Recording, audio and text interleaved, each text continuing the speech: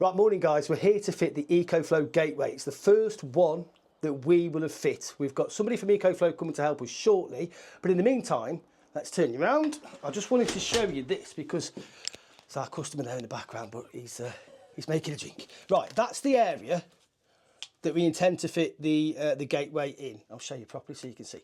That's the area we intend to fit the gateway in. We came along and we put that consumer unit in summer last year to run the PowerOcean, etc, etc, etc.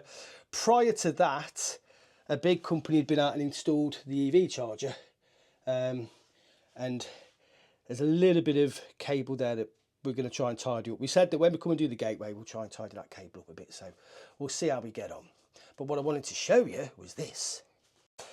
Right, so we've unpacked the gateway. It's all nice and clean, so there's no problem putting it on this mat here, on this rug, because it's all spotless. But the thing I wanted to show you was, this is the template, that's the gateway. So we got here yesterday, come out a quick run through with the customer where everything was going to go. There was all shelving up here, which he's kindly removed.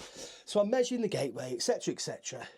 And I didn't realise that all I'd got to do was literally put the template on the wall. I'll try and get you back so you can see. So all I've got to do is get that template on the wall there, and that would have shown us exactly where it can go. So not just for drilling your holes, but as a sizing guide. It's absolutely brilliant. And then what they've also done, which is very good, is you often get templates and you have to stick them to the wall. Well, they've put some 3M sticky on the back of it. So you just peel it, stick it, drill your holes.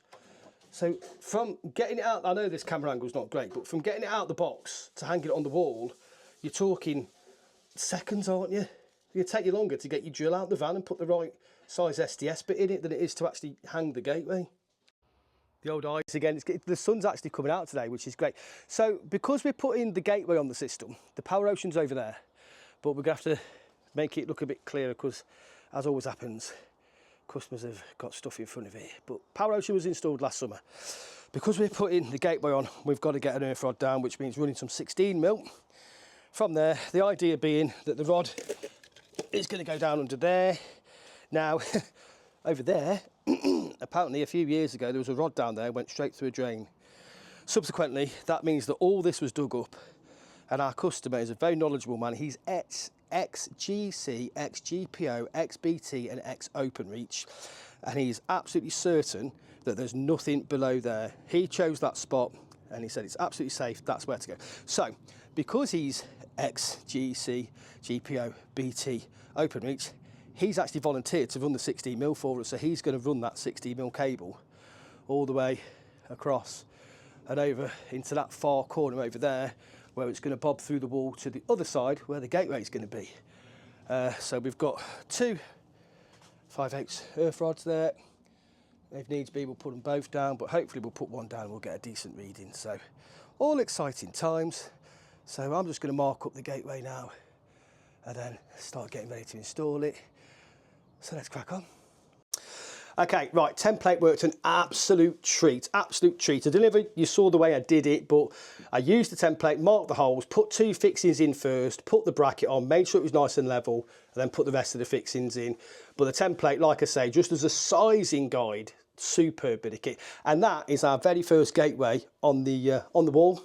So now we're just going to fathom out what we're doing with this nest here, and how we're going to get the cables in and out. I mean, in reality, we could just go from the Endy block straight into there, from the 5 and 6 back to the Endy blocks. Jobs are good, and then take that consumer unit there and go straight into the, what is it? No, that's 5 and 6. Whichever terminals are. We'll talk about it in a minute.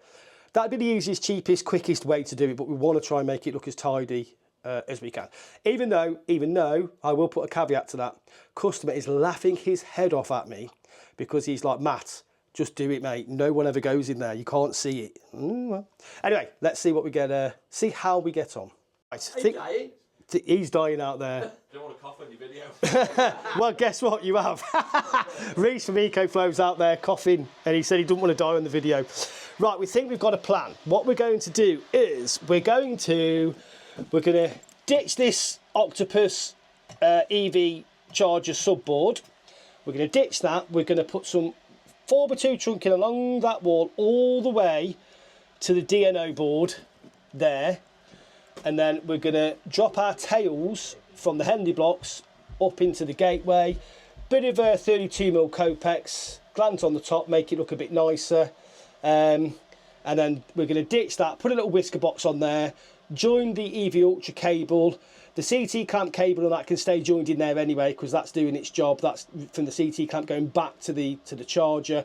So we're going to take the double pole RCBO out of there and put it into the gateway, coming off 3 and 4, the non-backup side.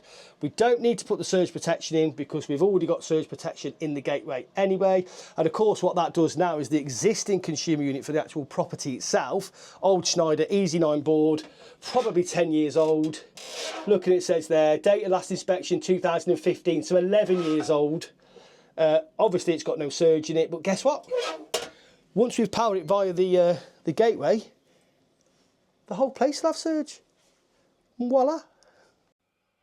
Right, okay, so we're at the stage now where we've almost got the gateway wired how we want it. So, in very, very easy, straightforward layman's terms, 1 and 2 is the tails coming in from the meter. 3 and 4, which I know the labels have come off, but we'll put them back on in a minute. 3 and 4 is powering the non-backup side of the gateway. So we have wired that into this 40 amp double pole RCBO, which in turn goes out to the EV charger. Okay, 5 and 6 are going to go, tails going to come out through here, down through our trunking and into the existing consumer unit. And then, what have I missed, Reese? Oh, right, yeah, QF4, this one, we've brought 25mm tails down into this 40 amp double pole RCBO, and that is the cable going out, and that is what's feeding the PowerOcean system. So that, in essence, is how we've wired it.